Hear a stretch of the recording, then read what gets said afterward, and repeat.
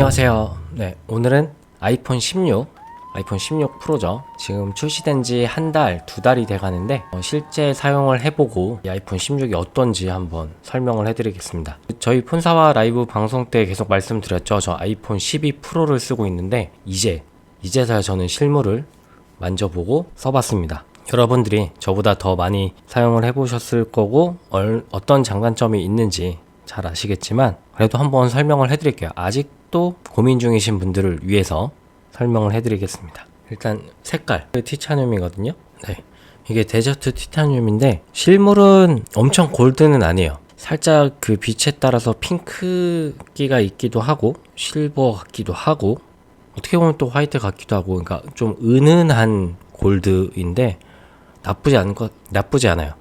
근데 화이트도 실물을 봤지만 화이트도 진짜 괜찮아요. 그래서 왜 화이트와 데저트 티타늄이 재고가 부족해가지고 오래 기다리셨는지 알 것 같습니다. 그 두 개가 진짜 제가 뽑은 원픽 컬러입니다. 제일 달라진 거는 아무래도 카메라 버튼이죠. 네, 카메라 버튼인데 이게 호불호가 좀 많더라고요. 바로 쓸 수가 없다. 네, 여기서 누르면 이렇게 뜨는데 이렇게 뜨는데 이거를 바로 쓸 수 있냐. 네, 요거를 퀵 버튼이죠. 퀵 버튼 보이시나요? 퀵 버튼. 네, 이 퀵 버튼인데 이거를 힘들어 하시는 분들이 있어.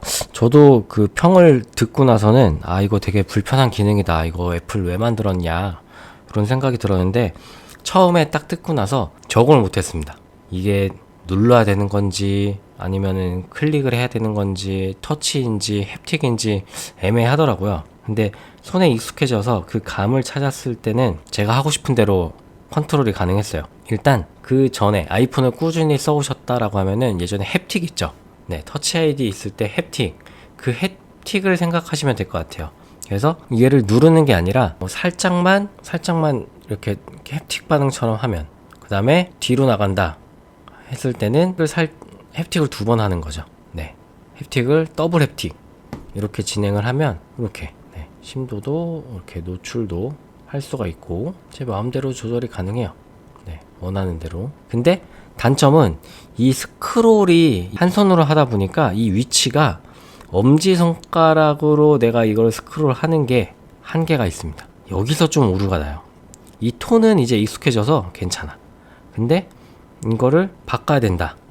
네, 이렇게 스크롤을 해야 된다고 했을 때는 이거 진짜 많이 불편합니다. 이게 위치가 아싸리 전원 버튼 위로 좀 더 가거나 아니면 더 가쪽으로 사이드로 왔으면 괜찮은데 그게 아니다 보니까 좀 애로사항이 있어요. 네, 요 정도. 그리고 베젤이 진짜 얇아졌습니다. 네, 보이시나요? 베젤이 진짜 얇아졌고 아이폰 12 프로랑 비교를 해보면 엄청나요. 네, 진짜 체감이 확 됩니다. 14나 15를 쓰시다가 16으로 넘어가신 분들은 그렇게 체감이 안 날 텐데 저 같은 경우는 12에서 16 화면을 보다 보니까 진짜 엄청 화면이 커진 게 새삼 느껴지더라고요. 베젤이 진짜 얇아졌어요. 같은 프로 라인에서도 액정 크기가 조금 커졌잖아요. 근데 그게 프로랑 프로 맥스를 비교하는 그 정도의 체감은 저는 들었거든요. 엄청 커졌다.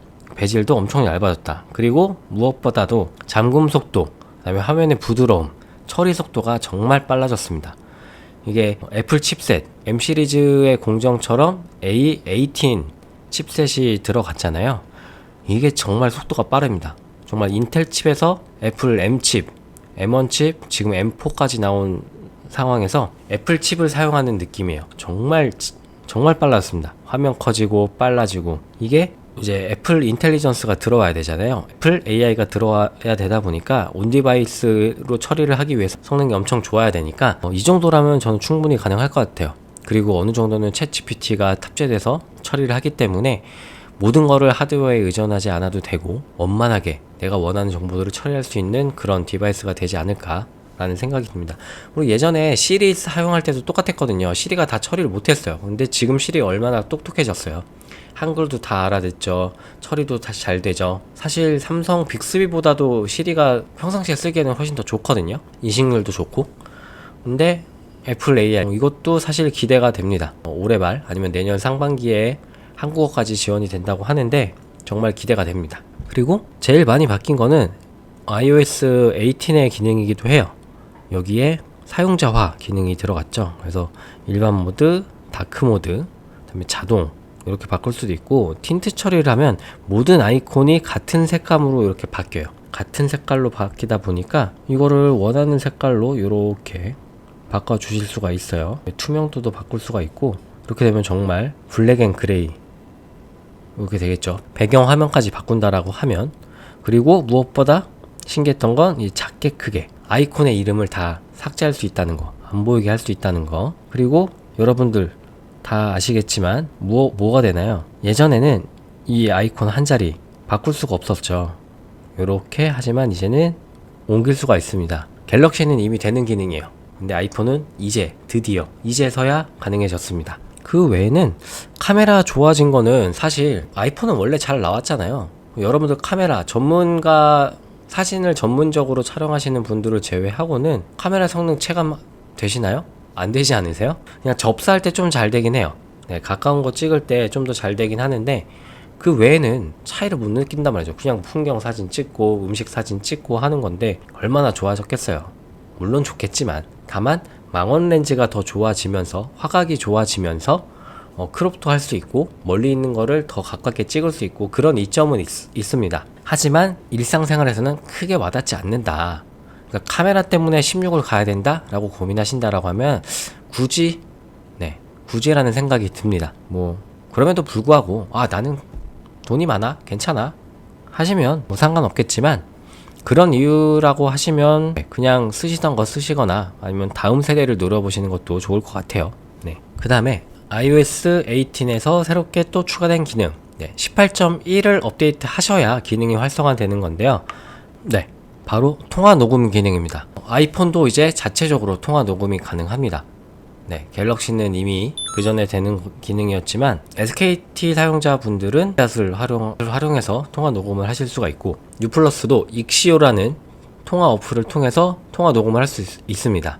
KT만 아직 통화 녹음이 안 되는데, 얘네들은 통신사기 때문에 통신사가 기록을 갖고 있잖아요. 그 기록을 자동으로 처리를 하고 결과를 공유해주는 그런 어플과 서비스라고 보시면 돼요. 아이폰에서 기본적으로 제공하는 통화 녹음이랑 차이점은, 아이폰에서 통화 녹음을 할 때는 본인이 스스로 눌러야 됩니다.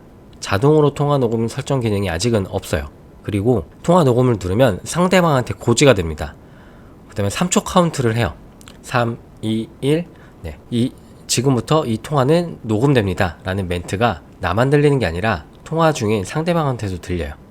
그러고 나서 통화 녹음이 시작됩니다. 그리고 통화 녹음을 종료할 때도 이제는 더 이상 통화 녹음이 되지 않습니다 라는 멘트가 나와요. 이게 사실 우리나라 입장에서는 불법이 아니기 때문에 상당히 불편해요.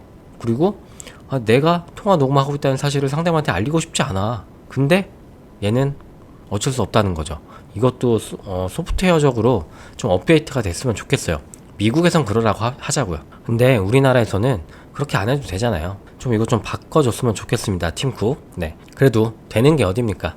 자동으로 시리가 그 해당 음성 파일을 텍스트로, STT라고 하죠. 스피치 투 텍스트로 변환도 해주고 요약도 해줍니다. 그리고 통화 녹음의 음성 파일도 오디오로 들으실 수가 있어요. 그래서 그런 장점이 있다 보니까 이제 시작한 거잖아요. 이제 앞으로 발전이 되기를 저희가 기다려 보면 좋을 것 같아요. 그래서 이렇게 간단하게는 애플이 제공하는 아이폰 16에서 제공하는 iOS와 디바이스에서 가장 큰 특징을 제가 실사용하면서 꼽아봤는데요. 가장 큰 체감되는 속도와 얇은 베젤, 그리고 오래가는 배터리, 그 다음에 거기에 맞는 iOS 18의 그런 처리 기능들, 그 다음에 통화 녹음 18.1, 그리고 18.2에 대해서 개발자 베타 테스터가 진행하고 있어요. 이 18.2부터는 챗 GPT가 들어갑니다. 개발자 베타 버전은 챗 GPT를 활성화하고, 그 다음에 비디오, 그 다음에 사진에서 자동으로 제가 편집을 할 때 배경이나 오브젝트를 제거해주고 만들어주고 하는, 그 다음에 젠모지 기능, 이런 것까지도 가능하다고 하거든요. 그래서 18.2도 조만간 정식 버전이 출시가 되면 여러분들도 사용을 해볼 수가 있을 것 같고요. 저도 이제 개발자 베타 버전을 깔아서 18.2에 대해서 사용을 해보고 한번 다음 영상에는 그 기능들에 대해서 한번 소개를 해드리면 좋을 것 같습니다.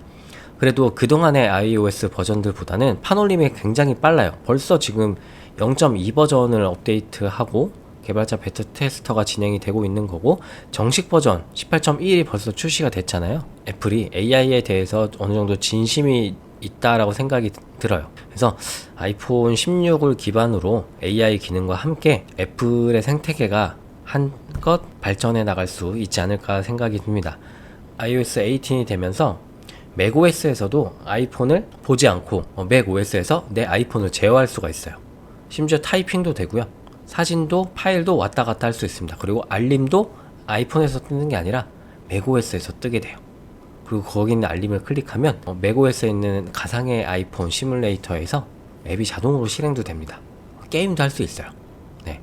자동화도 할 수 있고 하기 때문에 상당히 유용해졌다. 애플의 생태계, 이미 사과농장이지만 사과농장을 더 테두리 안에 가둬놓을 수밖에 없다. 사과농장에 더 가둬놨다 라는 얘기를 드리면서 앞으로 아이폰 16과 아이폰 생태계, 애플 생태계에 대해서 적나라하게 유용한 정보, 여러가지 많은 정보들을 소개해 드리도록 하겠습니다.